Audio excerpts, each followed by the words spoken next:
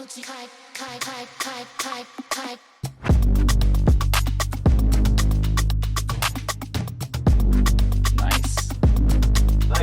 Nice.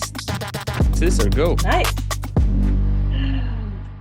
What's up, party people, and welcome back to another episode of Dance Specific Talks. I'm T-zer, and this is Coach Sebastian. What's up, familia? Hope everybody doing absolutely amazing. We are excited to be here together with you guys.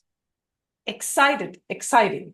I am so excited because this is a busy week for me, and Nice. it's not this much. It hasn't happened this much for me in a long time. But first, I want to check in on you. How is everything going in Cabo? Everything good. Life in Paradise is amazing. Since we started Dance Specific Talks season 2, I am dancing more than I have danced. Doesn't mean I think I've danced more this last month than I've danced since 2019. It's the last 5 years. Since I lived in Spain, I haven't danced this much as I lived in Spain or in Norway, perhaps even. So yeah, I'm doing great. A lot of training, a lot of dancing, a lot of fun events happening, and overall, swimming every day, going to the beach, sun is shining, which is always extra nice during this time period, knowing the weather you guys have in Europe.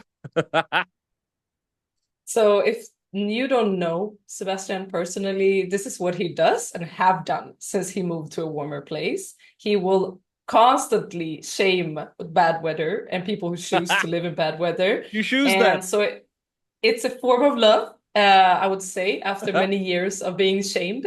And you know what? At least we have other stuff. We have other Nice. stuff. We have connection, a little bit better import, and so on. Stuff you don't know in the islands, but it's okay. You gotta give and take. Yeah, so no, overall life is really good. Had last week we had the National Conference of Workplace Wellbeing, which was the second year in a row where I held the class, and I also arranged my own panel discussion, which was really nice. Yeah, that was really nice. It was really nice. So a lot of fun thing has been happening over here on my end. Practicing a lot, dancing, like I said, just to get back into expressing myself with my body. And also we are creating the first, there's an online platform called V Dance Club, which is the world's biggest dance platform for Afro-Latin dance. Kizomba, salsa, bachata, they have thousands and thousands of subscribers. And in January, we're going to be the first to present training, dance specific training, of course, to that platform. Yes. So moment of applause, a standing yes. ovation. That's really dope. I've seen some of the biggest stars like on that platform, Exactly. like Sara Panero, I think is there. Like there's just a lot of high quality. So yeah, good it's the best, on best you. Yeah, I'm excited. It feels good. But in order for me to do that, I have to, dust up some, not dust up, but like I want to get back into the dancing more, because then I can relate more with it. So it's like a new, and especially like we moved once again. So whenever you move to a new city or a new town, or to a new country rather, you have the opportunity to like reinvent yourself. So you feel with energy, you feel with excitement, you feel with inspiration. So it's like I just take that moment, and then everything came at the same time. So I'm just extremely grateful. That is so interesting because this morning I have been doing a lot of research for the lady styling course that I am starting today. And I kind of wanted to give them something more than just dance technique. And if you do not move like you do and have that automatic new chapter, new boost, there are ways where you can do that within the seasons. So one of the good things with living in a seasonal country, is that you can take different approaches and work with the seasons instead of like getting depressed that it just get darker. Yeah. And what is really, really dope right now, and I know I'm touching a little bit on spirituality, but this season we go into autumn and the autumn equinox, and it's a season that forces you to look inwards, because all this new energy from spring, from summer, this explosion of, creativity and outburst and playfulness, all of that belongs to those seasons. Now you don't have any external distractions. You are now faced with, I'm going in. It's getting more and more personal, and it's an invitation to look inwards. And one of the really dope things with that is that you can actually, like the trees, they shed the leaves. It doesn't mean that trees are supposed to constantly bloom. Sometimes you need to shed and leave things behind, and it has to die in order for you to order up new energy and for spring later on to explode again with the next. So this is the time for anyone that wants to work within the season to shed everything, that let go, let it fly, leave it with love, and really just get into that cozy space of looking in. And I know you don't feel the autumn like that, but do you maybe feel that anyway internally? Yeah. I mean, it's when it's 365 days of summer, and the winter is just a little bit more windy. It's you kind of forget how it is to, autumn, spring. You kind of forget that. But yeah, I definitely feel that there is a moment of just going inwards. I'm definitely in that space personally. So, like it's more, again, more dancing, more inward seeking thoughts. And whenever I have an opportunity to express myself in words more, I do more talks. The way I like to do it is I like to think, right? I don't like to, I barely use, or I never rather use like AI for creating my speeches or creating my podcasts or creating my Instagram posts. Like I want to use my brain. Like I started this because I like to think. I like to take my thoughts and express them into words, right? Like that's why I'm here. So yeah, definitely. It's a good analogy. Yeah, and this is also a part of looking inwards, is that sometimes we live in seasons of our lives where you have to, or you want to, get a lot of inputs from external sources. Yeah. Whereas this season forces you to actually know that you have so much wisdom within, and that it's time to source inwards. Yeah. So what you're saying resonates a lot with that, of like, actually, I don't want AI inputs. I don't want external, things to actually shape or teach me lessons right now. Yeah. But it's harder and it's more uncomfortable to look for those lessons and missions from within. Yeah. And it's a challenge. And I think that's the thing also in general when it comes to technology and artificial intelligence. Like, I'm an artist. I want AI to do my dishes and fold my clothes, not to do my art.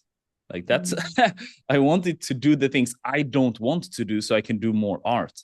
Like, oh, look at this AI art. Nobody cares. Like, no, I want to create. This is what I want to do. So AI can do all the other things that I don't want to do. Do my dishes, like, you know what I mean? Pay my bills. That's so like this I can focus on doing what I want to do.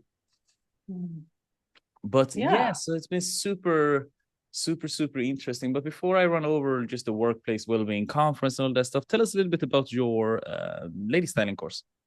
It's not lady styling course. It's not. It's the wrong word. But yeah, tell us what's happening on your end. I would say that people don't know, like the women that sign up for this course never know what they sign up for. They do sign up for lady styling, as in like the base is Kizomba lady styling. However, it's an intermediate advanced level. I do not go through any techniques when it comes to Kizomba basics. And therefore, I have a variety of students. Some of them do not dance Kizomba, they come from bachata, they do other things. But the styling, nevertheless, comes from a source, right? And I don't think that me teaching you 100 different arm movements is going to help you, because when you feel a song, I want you to express that feeling. I don't want you to just go into a repertoire of this is how it's supposed to look like. And I can give you examples and I can guide you, but this course mixes a lot of personal development, a lot of deeper work of who you want to be as a dancer, what you want to express. And this season, I am indeed very inspired by the 4 elements. So we're going to have air, water, earth, and fire, because in Kizomba and the styles that I dance a lot, there you have all of these elements, and you can go extremely hard and passionate like fire. You can also go super vulnerable like water, which has a lot of emotions. Some people decide to deep dive into one of those. They become teachers of douceur, which is super intimate, very few steps, and a lot of internal moves. Douceur. Some of them. What is this? Douceur. Yeah, it's a French kind of style umbrella term within the kizomba scene, and it's super slow music. Sometimes there's not even a beat. There's only lyrics and like a background sound. And then you have people that are way more fire that goes into tsarasho, which is war. Like it's battle, it's war, it's musicality, it's passionate, and it's sharp and hard. And so we're going to mix, and I'm going to teach 1 class each in these elements. And I'm inspired by that because on Saturday I have a lady styling show with my friends on Flavor Kiss Kizomba Festival. What? Flavor Kizomba Festival. And we're going to have, the first ever, I would say, lady styling show representing the 4 elements. And I am very excited to do something more artistic and not just do Kizomba lady styling, but mix it and tell a story and show these different elements. So I'm super excited to perform again. It's my #1 love within dancing. And you can just hear it. I can like so babbly about it. That's so awesome. I'm excited. That's awesome. Congrats. So you're taking, I mean, it's really nice because you've been, since we started this podcast again, the 2nd season, you've been, you had your 10-minute show, the interpretation show, and you've been doing your lady styling. So lady styling shows and or classes rather, or the boot camps that you have, it's more of a run through. Like you up on stage, flash, boom, no storytelling. There's obviously storytelling, but like very limited. And then you had 10 minutes of just a lot of storytelling. And now you're going to take 2 of those and combine them. Exactly. Exactly. Nice. So I'm going to, so this week is a lot. I have the start of my course. I have 2 workshops in the festival. Hey, vad händer med din kamera? Vad är det som händer med din kamera? I don't know. Jag vet inte vad som händer faktiskt. Det står att den är aktiv. Det står att den är aktiv, men den bara hela tiden ger mig det här plustecknet. I don't know. Right. Fuck it. Fuck it. Nej, men i alla fall. So I'm super excited to also inspire the women within the scene that we are also artists, like I'm going to do the show with Bookie, who is a professional trained contemporary dancer.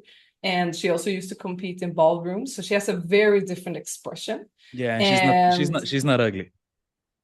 She's not ugly. And she also she also does her femtitude classes, which are super sensual. Like I also learned a lot in her classes. Then you have Danielle, who's straight up like urban kizomba sharpness. Her footwork and her balance is some of the best in the scene. That's why she's booked all over the world. Then you have Sachi. Sachi comes from whacking and voguing. She used to do like sex siren categories within voguing. So her expression and the drama she brings to stage is really, really cool. And then you have me, who comes from dance hall and bring in like another flavor, which is like a lot of rawness and a lot of different type of grooves. So we are marrying them all together, and that's kind of what I want to spread. Like, pick some friends, do something, even if it's just a video. Yeah. You are free to create. Don't be scared to be like breaking some norms and rules. You know that of anyone that you are not staying within a frame that was already given to you. Yeah, I think it's super powerful, and it's always like you're saying, you want to encourage people to create. You want to be the type of person that help people to facilitate dreams. And being on stage and creating is a big one for a lot of people, but a lot of us are shy, or not even shy. I just think a lot of people don't look enough into the mirror and see themselves as like, oh, I can do this. I can actually do this. Okay, but just because of the other people are doing it, that does not mean that I cannot, right? And I think that's the big difference between my mindset and a lot of other people's mindset. That if I see somebody else do it, I strictly becomes like, oh, but if he can do it, like the fuck, like we breathe the same air. Like if he can do it, I can do it. There's very, very rarely I see somebody accomplishing something and say like, well, no way I could do that. No way. Like that very rarely happens. And especially if there is something that I'm actually have an interest or passionate about, then I know for a fact I can do it. It's just, can we am I talk willing about to do the sacrifice? I think that's the thing. Can we talk about the latest video that one of the videos that you posted recently on your stories when you were sitting in this conference? Yeah. And so what I write to you often is, how dare you? You know, like, how dare you think that a little boy from a village in Sweden taking on hip hop, you know, as a part of your expression, who do you think you are sitting next to the president of Cabo? Like, what, like, there's a disconnect there where I think you are not, like, technically, you're not supposed to be there. Can't you be know shy. what I mean? Can't be shy. Technically, you're not supposed to be there. So I do understand no, but spiritually, absolutely. I feel right at home. Yeah, I love that. I love that. Can you just, yeah, we've talked a little bit about this, like how to go in with like no fear, but what helps you feel at home in those type of situations? What helps you feel that you belong? Because I think that's very hard for people that maybe have a little bit more percentage of shyness into them to understand that. So for context, or I have so for context of what I've done. So last year I had a TEDx talk. I did a TEDx talk at the island where my father is from. So this was a full whole circle complete. And I spent a lot of time, a lot of time preparing for that. Because TEDx is a one-time swing. You swing once and you want to swing good. So I'm really proud of that one. It has 113 or 14,000 views on TEDx YouTube, and we get a lot of good feedback from for now. And I talk about the unity between men and women within mental health, within the context of mental health. And after I did that, I got booked for the workplace well-being, the national conference in the capital, the first year, which was the last year. And I did my TEDx talk in Creole. So I translated all of it. And that was at the parliament, at the House of Parliament, the Assembly. It was a big thing. The vice president was there, or prime minister was there, rather. I think the president's wife, the first lady of Cape Verde, was there also. So it was the biggest conference of HR, workplace well-being that exists in Cape Verde. Then this year they had the second edition. And then, because I'm a speaker, right? So you're a speaker, and then you sit at the front row, because in Cape Verde we love protocol. we love titles and just things to follow a specific protocol, especially when it's like government officials there. So then it's me, the creator of the actual organizer, and then right next to her is the president of the country, the Cape Verdean president of the Republic of Cape Verde. And then that's when T-zer starts texting me these things. And then the day after, it's when I have my own panel. So I have a company here in Cape Verde that is called Fit CV. And that is just focused on mental and physical health within the digital era that Cape Verde is existing in right now. And as a result of that, I had the honor to put up my own panel. And then I created a panel and I invited the Secretary of State for Digital Economy of Cape Verde, so government official, Pedro Lopes. Then Cape Verde have just opened a huge tech park here in Cape Verde. It can host thousands of people. And I invited the executive board member Kesia Lima. And then I invited an AI specialist, a woman whose name is Linda. And she is an AI specialist and has a fintech startup called Pagali, which is fintech startup. And she's a pioneer when it comes to technology here in Cape Verde. She's been working with coding and programming for over 20 years. And at one point, she had 70 employees. And myself. So you picked out these people. You invited them. Yeah, I picked them. It's my panel. Yeah, no, this is my panel. I picked them out. I picked out them. I love whoever gave you to be in charge of that must have been like, oh, over expectation. Good job. Yeah. My panel was fucking awesome. So we did that, and it's in Creole, right? Which is a language that I'm still learning. I only lived it for 2 years, and it's important to remember that. And I started learning Creole 2 years ago when I came, and I've been out of Cape Verde for at least 8 months within these 2 years. So my Creole is still under construction. And to answer your question, and we spoke about mental health, we spoke about physical health, and how to use training and dancing as a tool for this. And my question, or your question, is, okay, but how do you feel comfortable in these situations? Yeah, like what makes you so quickly feel at home, or that you belong in these rooms? You know, so I have an expression that I call you got to dare to stand in the fire. And when you're traveling a lot, and when you're exposed to new cultures, new languages, you have to stay in the fire. But what do I mean with that is that, for example, like if you enter a room where there is a lot of, every once in a while, if you have that energy, you have that aura, and you enter a room, a lot of people, like, and you're the new person, you're the only white person, or like you're the only person that is not from that country, or it can be like you're the only black person, or you're the only person that is not from that specific culture. But then everybody's going to pay attention to you. It's very obvious that the energy changed when you came into the room. But if you dare to stand and just be chill about it, just keep doing you, just dare to stand in the fire, then you're not going to get burned. You will only get burned if you go in, realize it, and get a moment of panic. It's like, oh, everybody's looking at me. What do I do? Oh, so many people. And this is what most people do, and then they escape. And that's when you get burned. Because you get burned when you start noticing the fire. But if you just stay patient and just do your thing, just stay right there. I'm not going anywhere. I'm right here. Then you're not going to get burned, because people are going to continue the thing is going to continue. Did that make sense? So when I go into these spaces and it's like, oh, here it's only people that speak Creole. It's like, well, I'm on stage. Like, nobody needs to listen to me. Like, you can feel free to leave, but I have the mic. So I'm going to talk, and I'm not going to feel the fire.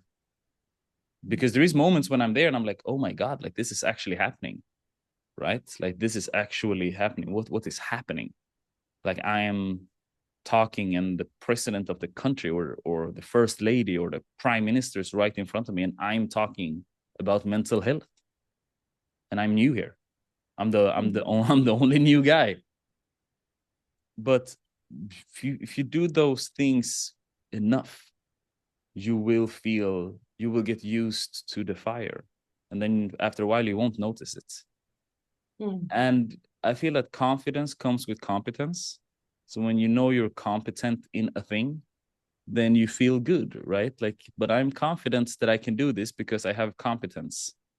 Versus if you like, it's not that I'm confident in my ability to surf, for example. Like I'm not I'm not confident. So then, because I don't have the competence, right? So I think it's the same thing here, that you have to, one, prepare, and two, just get out of your own head. Like, you're not the main character in people's head. Like, people barely think about you. And I think that is one of those things when you spend a lot of time with artists, which I've done, international artists and international, like dancers or Madonna or Grammy Award winners or whatever, dancers also. You come to realization very quickly. It's like, oh, like all of us are dealing with this thing. All of us are, you're dealing with this insecurity. And when I trained with Madonna, it was very clear. It's like, oh, like this is an insecurity of yours. Or if it's Muhumbi or if it's whoever. It can be, and for people here to be, because we are dancers, give you like Alemana from Attacking Alemana. Or Judith, who is the creator of Bachata Essential. Like all of these people, it's like they have their own insecurities, right? But if you just dare to stay in the fire, I promise you won't get burned. Stay in the fire. I like that. And it's, as you say, I guess it comes from this, it's imposter syndrome. Like it's that feeling of, am I actually saying that I know more than I do? Is it actually like, do I have the right knowledge? Do I have knowledge enough? There's all those things. Yeah. And the thing with imposter syndrome is like, and that's another thing that you have to understand, that everybody feels it. Everybody feels it. Whenever you are moving from one level to upper level in the hierarchy of whatever you're doing, whether it is having presentations at work, whether it is that you're starting to teach, whether it is that you're going from a beginner class to an intermediate class at your dance school, you will feel an imposter syndrome. But everybody with a brain that is, whose opinion is worthy of listening to, all of us understands that, okay, this is the journey, right? You just started, this is your first ever intermediate dance class. Okay, got it. So I'm not going to dance the same way I do with you as somebody who's been dancing in the intermediate class for a year and a half. It's different. Why? Because you just climbed up this new step in the ladder, so to say. And the same thing goes whether it's that you're teaching at university or you're doing this or you're studying. There's teachers, again, people whose opinions you actually want to listen to or care about. It's like, well, it's new.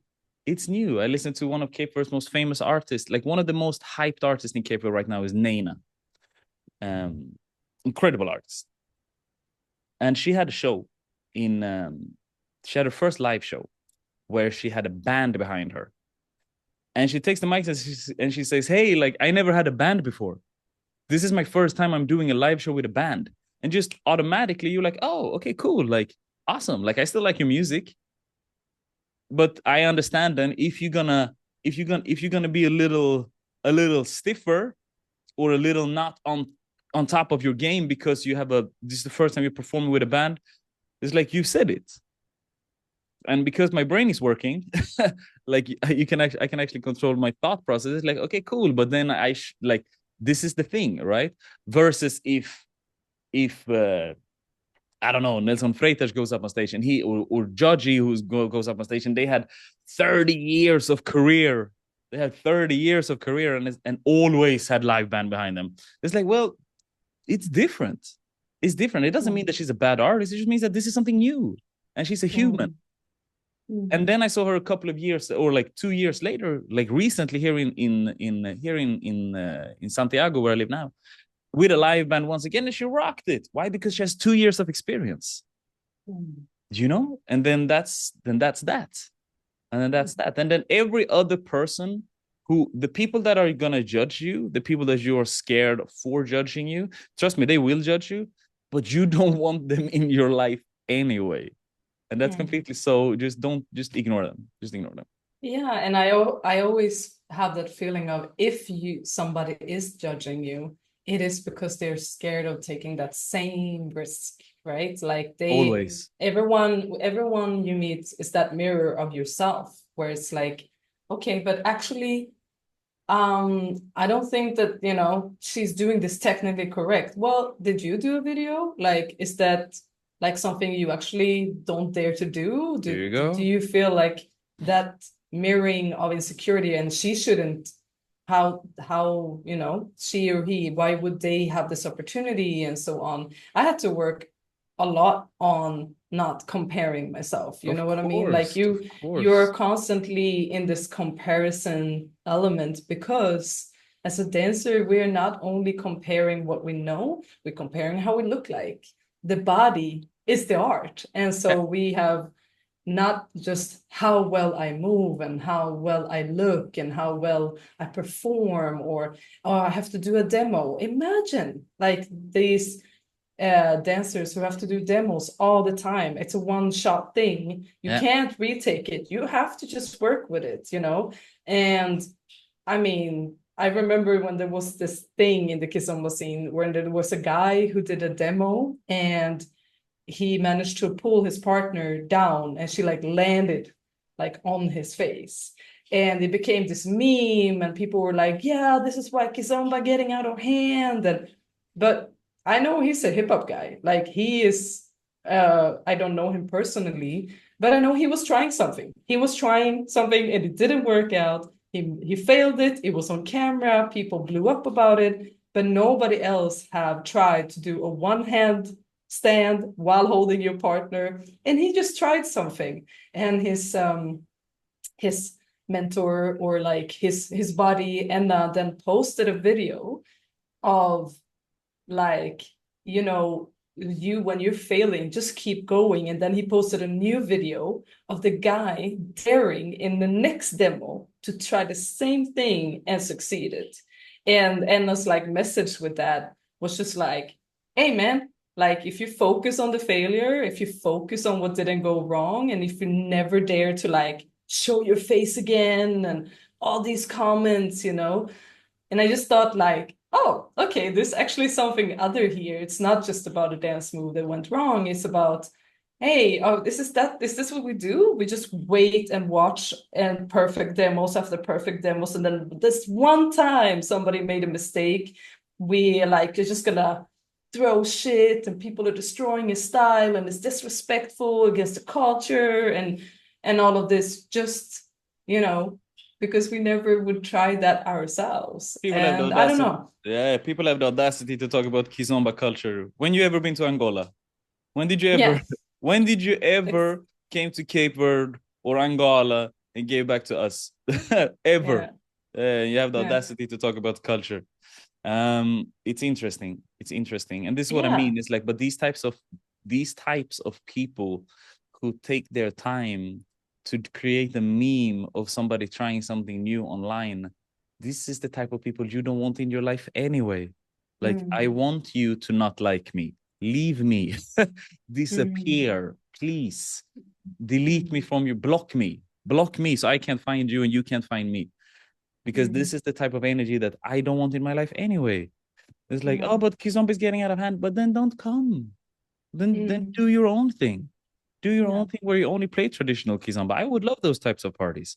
Please Yeah. do it. That's awesome. Yeah. But Yeah. a tree that falls makes more noise than the entire forest growing. And what do we Ooh, wait. Hold on. Say it one more mean? time. A tree that falls makes more noise than the entire forest growing. And you can take that into so many different examples, or so many different, because the analogy that you're trying to show is that you're growing, and it's an entire forest growing. You're growing mentally, you're growing spiritually, you're growing in your dancing, you're growing in your fitness, you're growing as a person, you're growing as this very unique individual. And then you do one thing wrong, one thing, you fall, on stage, and then everything you did before is gone. Mm. Everything you did before is gone. This person probably have 20 plus years of dancing and hip hop and kizomba and inspired thousands, tens and thousands, hundreds of thousands of people.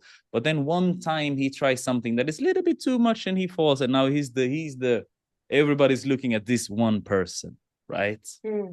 This one, it's not even this one person, it's like this one very, very specific incident. And we judge him for this one tree that fell. But come on, like, what is happening? What are we doing? I want to quote another thing that I just read about today, and it was the connection with basically the element of earth, right? And like how element of earth is our body. It's like very, very physical. And it says, yeah, as I said before, you're not intended to bloom all the time, nor are you intended to be a picture of perfect health all the time. Like nature, our body encounters season of sickness, decay, and growth. There is not one stage that is more spiritual than the other, and you are not less spiritual if your body or mind experience temporary or long-term change. Have you ever looked at a tree losing its leaves and say, what a stupid tree, it must not have absorbed enough water or light, otherwise it wouldn't be losing its leaves? Well, there you go. You should also not think about that for yourself or for other people. So that's it. And you just gotta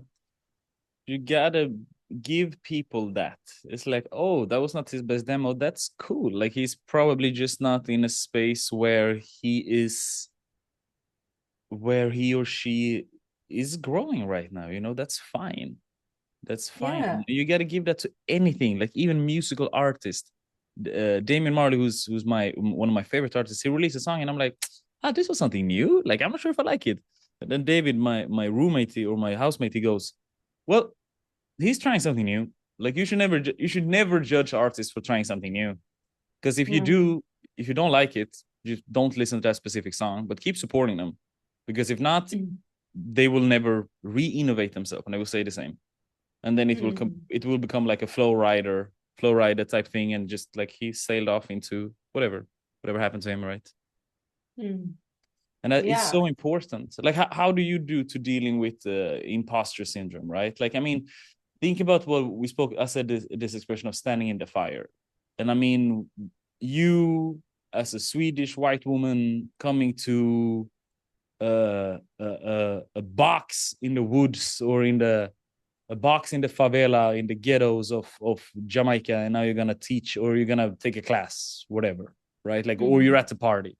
Like, there's gotta be a thousand times for you when you had to I'm just gonna stand in the fire. It's gonna stand long enough, and then I'm not gonna get burned. Yeah. I mean, there was indeed moments where that's funny, because when I was in Jamaica in these situations, like the only thing I had on my mind was like, I need to pay the respect by trying the best as I can. I can only do as best as I can. I will never look Jamaican. I will never move exactly like Jamaicans. And that's something within the dancehall community outside Jamaica that we talk a lot about. Like, the aim is never to look exactly like them, but look as close as possible, to what the meaning of the step or the flavor of the step or the expression of the step. And then you take it and you continue into it. My dance hall will never look like Rifficult Team or Elite Team or Supreme Blazes and all these groups. But when I was there, I did a lot of shutting up and I did a lot of listening and just be like, okay, this step is expressed like this. I can only try as best as I can. And I think that I have just taken that with me and leading with love, leading with appreciation.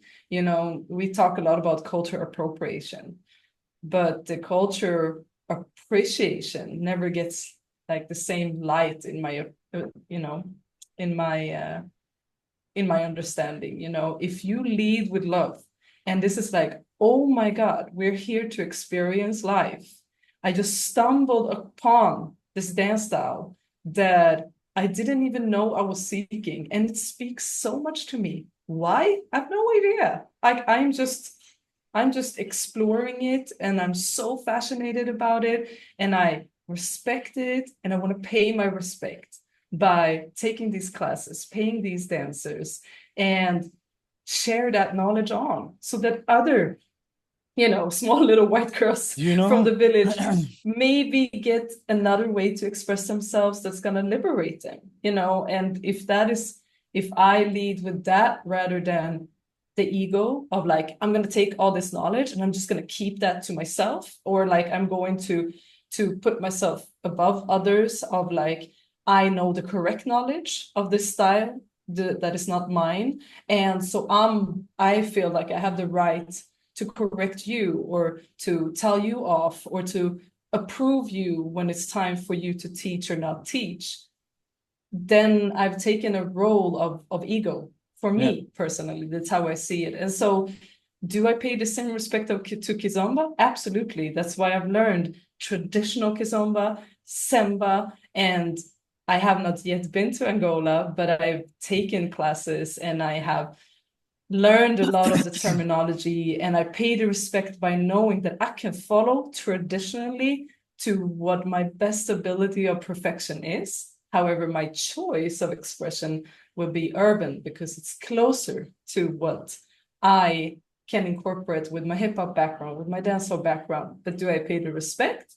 Yeah, because I know how to follow and I know to appreciate it, and I won't step off the dance floor or say no when a certain style come on. I will dance it all because it belongs to the culture, because the other side of the coin of appropriation, people just like, no, but this is like you got to pay respect to the culture, you got to do this. It's like, well, so let's say take bachata for example, right? I've seen a lot of people from the Dominican Republic complaining about bachata sensual, right? Like, this is not bachata, they're destroying it. No, no, no. There is a truth to that. That is one side of the truth. But the other side of that truth is the fact that Dominicans should also be grateful for the fact that what that bachata sensual has done for their traditional dance and for their economy. But it's very hard to say that to a lot of people because they don't use their brain, because they are so indoctrinated in one truth. It's like, this is the truth. They're like, no, but we could do that without them. It's like, okay, but then why didn't you do it? If you could have done it alone, why didn't you? Because the same people that have created Bachata Sensual, Kork and Judith, they're constantly running retreats they're constantly running retreats, taking people from Europe, bringing them to Dominican Republic, having locals teaching the Dominican style to them as an exchange. But then people still have the audacity to complain. It's like, but you should be grateful about the culture. The culture should be grateful as well. And that goes exactly to what I said, right? It's like, oh no, but why no? But no, like, you're talking about cultural appreciation. You've never been to Angola. It's like, no, but Kizomba would have stayed in only Angola as a traditional dance if it wasn't for wild people crossing the borders. What's his name? Patu. Patu is the name of one of the first Angolans. Pachu? Pachu. Pachu. Pachu. Yeah. You were one of the first, no? So like, we should be grateful for people like that. We should be grateful for people like that. We should be grateful for people like Anna. Like, do I like him as a person? Like, I don't know him. Like, I had one encounter, and that was it was a very special encounter. But like, I don't know him as a person. But to some extent, it's like, yeah, we should. Why? Because he dared to push the style. Oh, but now old Kizomba, like, I don't like how Kizomba looks. Then do your own thing. Find a community. You create the community. Change starts with you. And then do it. And I think that that's also, it is in the hands of the world, of universe. Once you put something out, if you want to keep something the way it is, you can't put it out, because as soon as you put it out to inspire, right? And so what people take, what puzzle piece of that thing that you're putting out that they're going to take with them, that is not in your control anymore. We've seen it with hip hop, so many styles. How amazing that something started, in the roughest neighborhoods of New York City, and it has been an explosion of styles because people will be like, oh my God, I love the way you popped. And then somebody's going to be like, I want to add waves. And somebody's going to be like, I actually want to dance a little bit more like hieroglyphs. And then you have tutting. And then somebody's like, I want to do that, but only with my hands. And then you have finger tutting. And then somebody's like, I also want to do it while breaking my shoulder. And then you have flexing, And so what part of people what part of this piece or this art or this expression that will inspire somebody to take that piece and relate it to their own reality and create something out of it? Like, it's out of your hands. Yeah. That's how culture continues, or it will die. That's the thing. Culture has to evolve or it dies. It's as simple as that. You get it, but you have to. But there's difference between culture and traditions. Tradition is tradition. We do it like this. Why? Because it's our tradition. You don't change that. Culture is fluid. Culture can be more fluent, but some things are this. This is culture, or this is traditions. Like, you don't come up with your new recipe for traditional food. Like, this is it. We eat it like this. Why? Because it's our tradition. So we have to guard our traditions. And this is our culture. We have to guard our culture. But at the same time, this is why we say kizomba and we say urban kiss. It's like, what more do you want? It has already been separated. It has already been separated. You don't even know. You don't even need to call it traditional. Why? Because it's kizomba. Everybody knows if it says kizomba on the class, it's kizomba. If it says urban kiss, it's urban kiss. Yeah. And there will be more. There will be more, there will be fusions and little off styles of that. And that is because we have all these people. I mean, just look at how Urban Kiss was created. In Paris, you have people that are Caribbeans, you have people that are Africans, and then you have people that come from the Latin styles. And because of the Caribbean zouk, like from Brazilian zouk, but also like zouk love, there's so much there.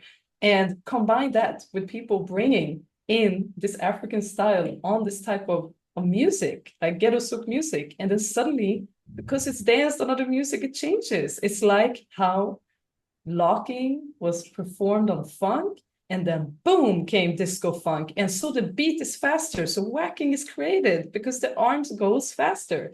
I just find like, if you lead with that love, and if you are just curious and open to how beautiful this world is with all these cultural expressions, and you can go traditional and learn from the wisdom that is passed down by these dances, like Polynesian dance, that has the stories of how they moved around in the dance. They don't have a written language, like, it's through the singing, it's through the dance. It tells how they got there and how the world used to look like and how they used to navigate in the Pacific Ocean, you know what I mean? And then to preserve that and know that from that, there's going to be people who take it and do something else with it. It just fills me up with so much love of being a part of such a vast network.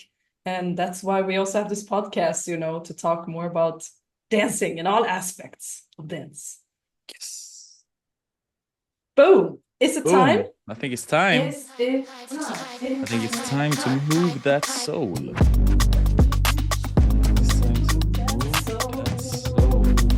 For dancers who dare to dig deeper. T-zer, the one and only, have created the world's first card game specifically made for dancers. And it essentially comes in a box that looks like this. And what it is that it's 2 different stacks of cards, 70 different ask card and 70 different move cards. And in every ask card, there's any type of question. It can be a dance-related question. It can be a mindset-related question. It's something that makes you think and get to know the person you're playing with or yourself better. Then you play a song and you take a move card. And that move card can say things as, for example, make way for your alter ego, or let your back lead, or close your eyes, dance without limitations. So it challenges you or the person you're playing with to express yourself or him or herself differently. Here at Dance Pacific Talks, we use the ask cards, and it's a tradition of ours. Exactly. Bang. And this is super good. We know each other for a long time, but I still feel like I learn from you every time we play this. Same. And you can also play it, if you have a workshop, a pop-up workshop, and the people in your workshop don't know each other. This is a perfect icebreaker. Yeah. So yeah, should I start? Please. And let's see. Ooh, describe one of your sweatiest moments. Bruh. Few. We sweat a lot. I don't know how normal people do it. We sweat a lot. But can you remember a time where it was like T-shirt pouring water when you squeeze it, or I live in Africa, fam.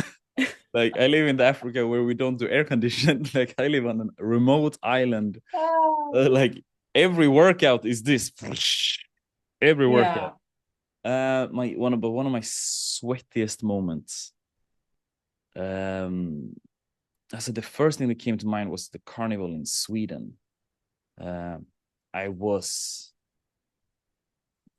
This is before I even came to Cape Verde.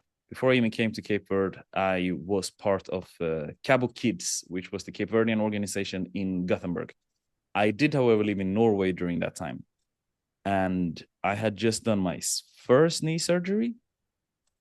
And I had played like a football tournament before, which is something I never do. And I mashed up my knee again. And I already knew I had to do a second knee surgery. So I had pain going into this performance. And then we're obviously representing Cape Verde in the summer. It's Sweden, it's really warm. It's like a peak summer Swedish day. We're in Hammarkullen, which is a neighborhood, and we're dancing for like 2 hours on the streets. And I remember how warm I was, but I also remember just like, this is not good for my knees. Like I need surgery. Like it was one of those moments. And then, so I used that. So it's like, it was sweating physically, but it was also sweating me mentally, because I knew I'm like, like I have more pain now than before my surgery. And I didn't do my rehab properly because I was on world tour. So I had before this, I had like almost like a decision. It's like, 1, I can do my rehab properly and I can stay at home, or 2, I can go on a world tour with Kork and Judith. So it's like, well, let me go on world tour. What I didn't know is that if you do that and treated it as I treated it, I should have perhaps done some more research. But what I didn't know is that you can get arthrosis if you do that. So I have arthrosis in my knees. Still worth it. Would do the same. I would still make the same decision. So worth it. So worth it. But yeah, I remember I used that moment to really go through that whole. I'm like, okay, like after this, I gotta go and get a second surgery. That's another 6 months of rehab. So I was sweating mentally a lot also, just like, ugh, like this is tough. This is tough. So I think that was the first one that popped to mind, at least. Okay, interesting. Sweating physically and mentally. Yeah, because sometimes you sweat mentally. There we go. That is so true. Because the next one, let me pull a card for you. It says, in what way do you express yourself differently when dancing versus speaking? In what way do you express yourself differently when dancing versus speaking? Well, I think that when I am dancing, there is a side of me that comes out, which is a little bit more no fucks given. It's a more fierce version. It's a more, I wouldn't say angry or frustrated. It's not that. It's more of a, it's like an unleash of power, and it's unleash of some kind of confidence that is not moving for anything or anyone, you know. And I think dancing really allowed that part of me. I can be vulnerable and all of that, you know. I can be very emotional when I dance, but this is also a part of it. And so when I do dancing, especially since I've done a lot of explosive styles, like I used to do a lot of crumping back in my teenager years, and then the dance hall, which is preferably, I would also do like a lot of the male versions of dance hall. I also did female, but it's a very, like, you cannot be apologetic when you dance hall. That doesn't work like that. You're in your face. I've been battling, like all of these things also shows up in my kizomba now, where it's like, it's a confidence, and it's very fierce. And when I speak, I feel always like I come from a very loving, you know, kind of, I wouldn't say I would say, I think I'm pretty humble. And it comes from a very understanding part. So my speaking self and dancing self is very different. And I like it that way. I like to have conversations that comes from love. And I do like to dance differently. That's my honest answer. And I think a lot of people who are around me would say the same. That's a great answer. Yes. Awesome. Yes. Awesome. Boom. Thank you for this conversation. We need to do this next week. I know I challenged us, but it got lost in translation. We need to write a letter to our next self. So run that over again. What was the question? For everyone that's listening, you can do it the same. I'm gonna do all my lady styling students are gonna do this the next coming week. We are going to write a letter to ourself. You can take this as a if you struggle with insecurity around how you present yourself, it can be a letter to yourself where you adore that self. You know, it could be like, when she walks down the street, she baffles me with that confidence. I get weak in my knees because her charisma is breathtaking. You know, you really kind of want to write about yourself as a person from the outside and how you respect, adore, find inspiration in that personality. It could be, if you are like, I want to manifest this, just write from your own, like, I am living on my dream island, working in fields I never thought was possible. And I am doing it with a close-knit circle of people that are cherishing me. So use present sense if you want to manifest a lot. And that's basically it. So awesome. A little letter to your future self, so that you can start getting those manifestations in motion. Love. That's awesome. Oh, see you next week. Ciao. Don't forget to click subscribe, comment below, and give us a rating or review. We have a Facebook page, YouTube page, and we are on Spotify, Google Podcasts, iTunes, and all the other podcast platforms. We also have an Instagram, so don't forget to tag us in your favorite episode and share it with the world, because we read all of it.